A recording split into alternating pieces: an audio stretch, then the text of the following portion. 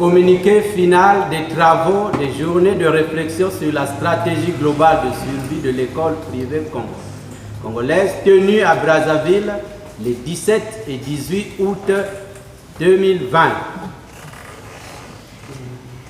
Convoqué par décision numéro 0015/BEN/BV du 31 juillet 2020 sous le thème « Révolutionner l'école privée congolaise pour une prise en charge décisive », les journées de réflexion sur la stratégie globale de survie de l'école privée congolaise tenues à Brazzaville dans la salle de l'amphithéâtre du lycée de la Révolution, patronné par Monsieur le ministre de l'enseignement primaire, secondaire et l'alphabétisation, représenté par son directeur de cabinet, M.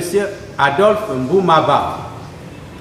2 allocutions ont été prononcées à l'ouverture des travaux.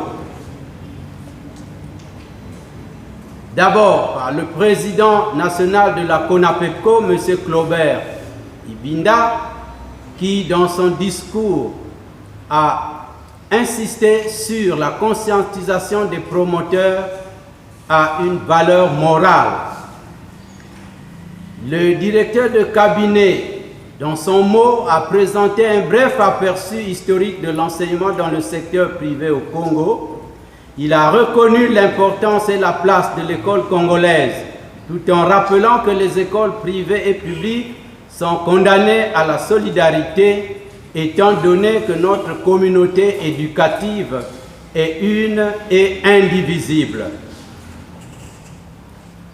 Par conséquent, aucune réflexion ne peut être menée sur un pan du secteur éducatif en ignorant l'autre. Il a souhaité l'unité de notre secteur d'activité.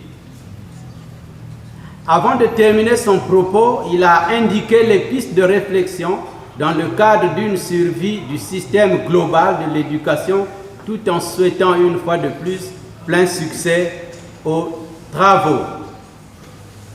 Après examen et adoption de l'ordre du jour du calendrier des travaux, la mise en place d'un présidium, du secrétariat et de la police des travaux, les débats tenus dans les ateliers ont abouti sur les grandes conclusions suivantes. Au plan pédagogique, 1. La levée de la mesure portant interdiction de formation des formateurs. 2. Le redimensionnement du calendrier scolaire afin de tenir compte des affres de la pandémie du Covid-19. 3. L'organisation par la CONAPEPCO des activités socio-culturelles et sportives, concomitamment avec celle de la tutelle. 4. L'accession à coût réduit au service des ateliers de production de l'INERAP par les écoles privées demandeuses. Au plan administratif, 1. L'opérationnalisation de la commission mixte CONAPEPCO cabinet MEPSA pour le suivi des dossiers des demandes d'aide à la task force. 2.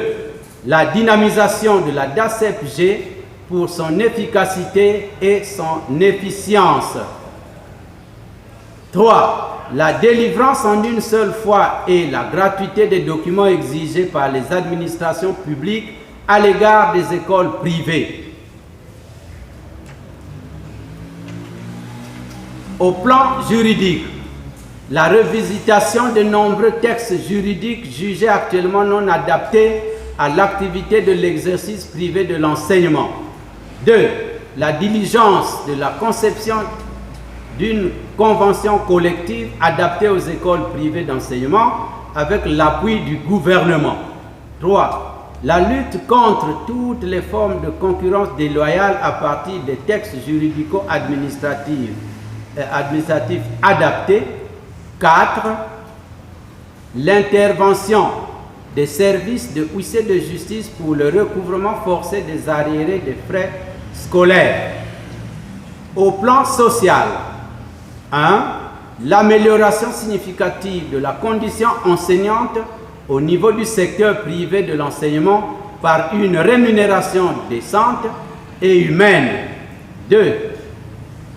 L'encouragement de la création des mutuelles des travailleurs dans chaque école privée. 3. La préoccupation et de la situation sanitaire des agents, des élèves et promoteurs en créant dans chaque arrondissement des centres de santé scolaire en partenariat avec les structures exerçant dans le domaine de santé. 4. L'octroi des crédits pharmaceutiques aux élèves, aux enseignants et aux parents d'élèves crédibles des écoles privées à un taux raisonnable. 5. La construction au profit de